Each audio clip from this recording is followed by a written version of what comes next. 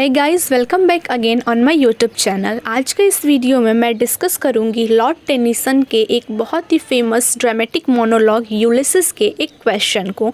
And the question is that draw up a critical estimate of Ulysses contrast with Telemachus. ये जो question है वो question हम लोगों को यहाँ इसका आंसर देना है। एंड द क्वेश्चन है कि किस तरह से जो यूलिसिस है वो अपने बेटे टेलीमाकस से डिफरेंट है, उससे बिल्कुल जो है वो कॉन्ट्रास्ट है। तो इस क्वेश्चन के आंसर को हम लोग इस वीडियो में डिस्कस करेंगे।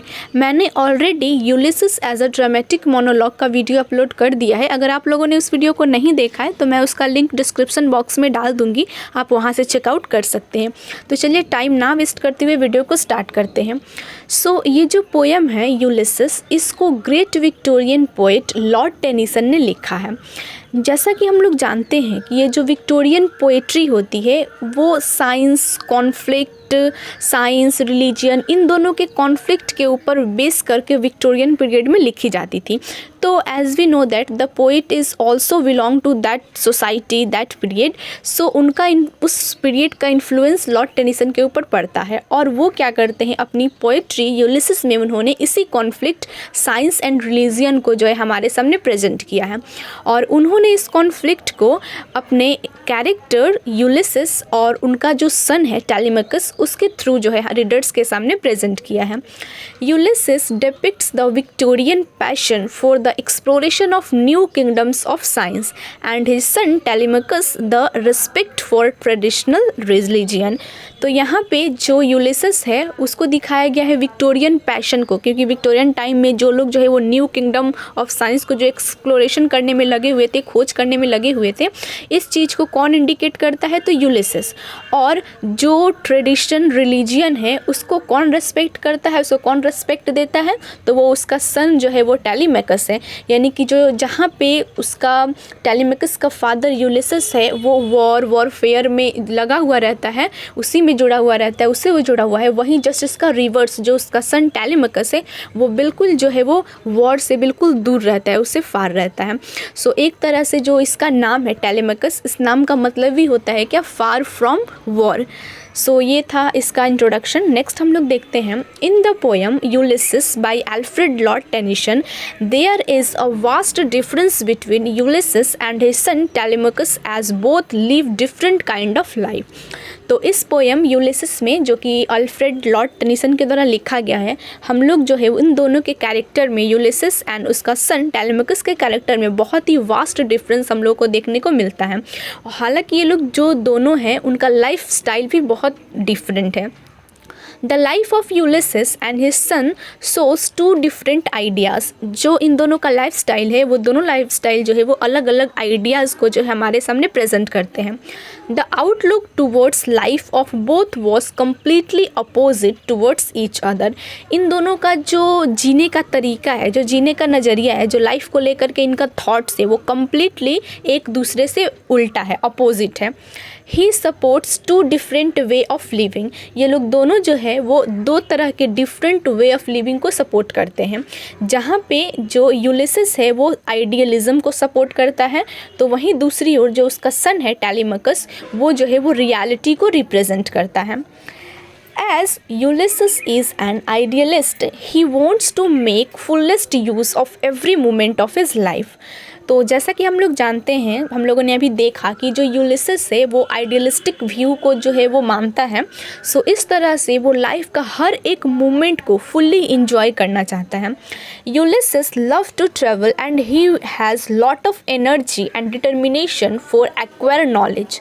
और जो यूलिसिस है उसको ट्रैवल करना बहुत पसंद है और वो जो है उसके पास इतनी एनर्जी रहती है, उसके अंदर इतना डिटर्मिनेशन है नॉलेज को जो है वो गेन करने का, जिसके लिए वो किसी भी हद तक जा सकता है। He is anxious to go on to his next journey। ये अगर आप लोगों ने ड्रामेटिक मोनोलॉग का वीडियो देखा हुआ होगा तो उसके बाद ये वीडियो देखने से ज़्यादा आप लोगों को समझ में आएगा, क्योंकि वहाँ पे मैंने पूरा ओवरऑल समरी को डिस्कस किया है। उस बेसिस पे मैंने यहाँ पे दोनों के कैरेक्टर के कॉन्ट्रास्ट को प्रेजेंट किया है। सो अगर आप लोग इस वीडियो का समरी को देखे हैं तभी आप इसे अच्छी तरीके से समझ पाएंगे। जिसमें हम लोगों ने देखा है कि किस तरह से जो यूलिसिस है वो उस पोयम में कितना ट्रैवलिंग को लेकर के क्यूरियस रहता है, कितना नॉलेज गेन करने के प्रति जो है उसके अंदर डिज़ायर रहता है। सो इसी चीज़ को यहाँ पे बताया गया है कि वो काफ़ी ज़्यादा एनेक्सियस रहता है अपनी नेक्स्ट जर्नी के लिए। ऑल दो he is experienced but he desire new experience. हालांकि वो पहले बहुत सारी जर्नी कर चुका है, वो एक्सपीरियंस्ड है, लेकिन इसके बावजूद भी जो उसके अंदर का डिज़ायर है नया नया एक्सपीरियंस को गेन करने का, वो काफ़ी ज़्यादा जो है हम लोग कह सकते हैं वो इनर्जेटिक है। As Ulysses lives with his wife in the Ithaca, he describes this kind of life as a agitated and lazy full of life, and also exposed restlessness where he rules over the savage people of Ithaca. सो इस तरह से हम लोग कह सकते हैं कि यहाँ पे जो यूलिसेस है वो ये डिनोट्स करता है कि किस तरह से वो अपनी लाइफ है वो अपनी वाइफ के साथ जीता है। और वो लोग कहाँ रहते हैं, तो वो लोग इथाका में रहते हैं, जहाँ पे वो बताता है कि जो उसकी लाइफ है वो बिल्कुल एक एजिटेटेड लाइफ बन चुकी है, लेज़ीफुल लाइफ बन चुकी है, जहाँ पे बिल्कुल भी जो है हम लोग कह सकते हैं क्यूरियसिटी नहीं है, इंजॉयमेंट नहीं है, ऐसा यूलिसेस का मानना है। प्लस वो ये भी हमारे सामने एक्सप्रेस करता है, एक्सपोज करता है कि वो किस तरह से जहाँ पे वो रूल करता है इथाका में, वहाँ के लोग कितना जो है वो सैवेज पीपल है, कितने जंगली तरह के इंसान हैं जो सिर्फ अपने डेली कामों में ही लगे रहते हैं।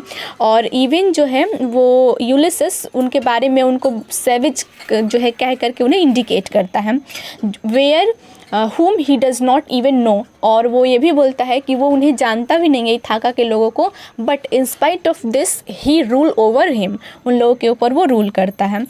He called his people savage race and also expressed hatred towards them। यहाँ पे जो यूलिसेस है वो अपने पीपल जो भी उसके इथाका के लोग हैं जिनके ऊपर वो रूल करता है विदाउट नोइंग देम, उन लोगों को वो क्या एड्रेस करता है, तो सैवेज रेस बोल करके एड्रेस करता है, मतलब जंगली जाति के लोग उन लोगों को कहता है, और ख़ुद को बहुत वो जो है वो सिविलाइज्ड मानता है। और जो यूलिसेस का नफ़रत है वो उन लोगों के प्रति बहुत ही ज़्यादा है। यहाँ पे वो बताता है कि in his youth he was a great adventurer and warrior. जब वो यूथफुल एज में था तो वो काफ़ी ज़्यादा जो है वो एक उसके अंदर एनर्जी थी एडवेंचर करने के लिए, और वो एक योद्धा था। But now he is an inactive king and just an administrator. लेकिन अब एज वो जो है वो काफ़ी ओल्ड हो चुका है, अब उसका एक बेटा है टेलेमकस, तो वो ओल्ड हो चुका है, तो अब वो बिल्कुल एक इनएक्टिव किंग बन चुका है जो सिर्फ जो है एडमिनिस्ट्रेशन में ही वो लगा रहता है। But he wants to discover experience and adventure और new knowledge, so he feels himself trapped in this life because of his responsibility towards his family, and to escape from this responsibility he resort to the search for new knowledge. So यहाँ पे हम लोग कह सकते हैं वो जो है वो न्यू नॉलेज को गेन करने में काफ़ी ज़्यादा क्यूरियस है, तो उसको ऐसा फील होता है कि वो उसकी जो लाइफ है वो उसके रिस्पॉन्सिबिलिटी में फंस करके ही जो है वो रह चुकी है। वो रिस्पॉन्सिबिलिटी उसकी फैमिली के लिए भी हो सकती है और जो है जो भी उसकी जो प्रजा है उसके लिए भी हो सकती है, तो वो उन्हीं चीज़ में फंस करके रह गया है। उसके ऊपर अब एक रिस्पॉन्सिबिलिटी आ गई है और वो इन्हीं रिस्पॉन्सिबिलिटी से बचने के लिए वो क्या करता है, वो नॉलेज को सर्च करता है, उसकी तलाश में वो लग जाता है। हालांकि even though he was old, वो बूढ़ा हो चुका है, he was very determined to achieve his destination on the strength of his quality. इसके बावजूद भी उसके अंदर जो है एक पावर है, एक डिटर्मिनेशन है, एक चाहत है अपने जो है वो लक्ष्य को पाने की, और ये जो उसकी क्वालिटी है वो उसकी ताकत है जो उसे अपने डेस्टिनेशन को जो है वो पाने में उसकी हेल्प करती है। तो ये यहाँ तक था यूलिसिस का कैरेक्टर जो कि ड्रामेटिक मोनोलॉग यूलिसिस में डिस्क्राइब किया गया है। नेक्स्ट जो है अब हम लोग देखेंगे यहाँ से टेलेमकस जो उसका सन है उसका कैरेक्टर कैसा था और किस तरह से हम लोग दोनों को एक दूसरे से कॉन्ट्रास्ट दिखा सकते हैं। तो बट ये Telemachus was totally contradict of his father. जैसे कि मैंने पहले ही बताया है इन दोनों का जो कैरेक्टर है वो टोटली कॉन्ट्राडिक्ट है। टेलेमकस जो है वो बिल्कुल वॉर से दूर रहना चाहता है, तो इस तरह से जो टेलेमकस है वो टोटली अपने फादर का अपोजिट है। According to his father Telemachus is a smart and caring person. उसके फादर के अकॉर्डिंग जो टेलेमकस है वो काफ़ी स्मार्ट है प्लस केयरिंग पर्सन भी है। He leads a normal life and content to stay at home. वो उसे एक नॉर्मल लाइफ वो लीड करता है और घर पे ही रहना उसे अच्छा लगता है। He will good king who will be gentle with the savage people and teach them to be more civilised. जो है उसका ऐसा मानना है कि जो उसका सन टेलीमेकस है वो एक गुड किंग बन सकता है, जो उन सैवेज पीपल के साथ काफ़ी जेंटली बिहेव करेगा और उन्हें जो है वो सिविलाइज्ड बनाने में उन्हें हेल्प करेगा। He has to rule and help his savage people of Ithaca, और उसे ये भी लगता है कि जो टेलीमेकस है वो उन लोगों के ऊपर अच्छी तरीके से रूल करेगा और उन सैवेज पीपल ऑफ इथाका के लोगों को जो है वो हर एक चीज़ में उसकी मदद भी करेगा। And also try to keep the people happy, और उन्हें खुश रखने की भी कोशिश करेगा। Telemachus has the patience to work with people, and Ulysses is sure that his son will succeed when the kingship is turned over to him. जो Ulysses है उसका मानना है कि टेलीमेकस के अंदर काफ़ी ज़्यादा पेशेंस है और वो इसी पेशेंस की वजह से जो है वो उन लोगों के साथ अच्छी तरीके से मिल करके काम कर सकता है। और इवन यूलिसेस ये भी इस बात से भी उसे श्योरनेस है कि जो उसका सन है अगर उसने अपनी किंगशिप दे दी तो उस रिस्पॉन्सिबिलिटी को वो बखूबी अच्छी तरीके से वो निभाएगा। यूलिसेस का ऐसा मानना है कि जो उसका सन है वो एक गुड रूलर बन सकता है और इवन एक ऑनरेबल किंग भी सकता है, बट उसके अनुसार he leads a boring life in which he is surrounded with the people of Ithaca and his duties.